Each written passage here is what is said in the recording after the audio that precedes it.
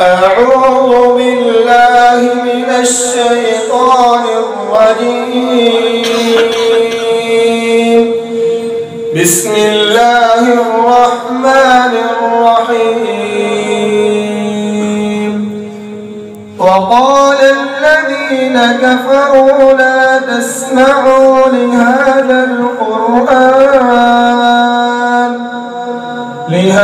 القرآن والغوا فيه لعلكم تغلبون.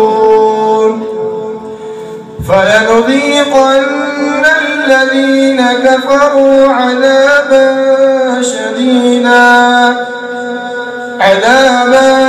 شديدا ولنجزينهم أسوأ الذي كانوا يعملون. ذلك جزاء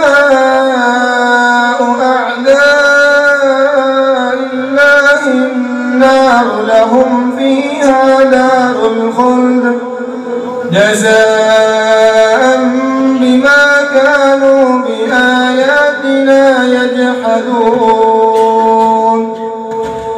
وقال الذين كفروا ربنا أرنا الذين أضلانا من الجن والإنس نجعلهما تحت أقدامنا ليكونا من الأسفلين.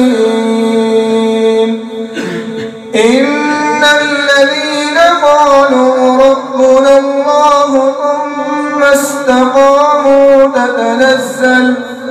تتنزل عليهم الملائكة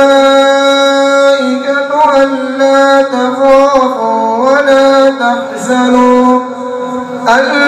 تخافوا ولا تحزنوا وأبشروا بالجنة التي كنتم توعدون.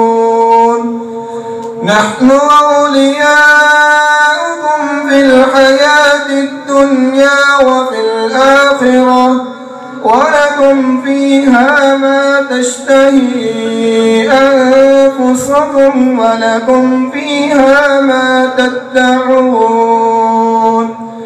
نزلا من غفور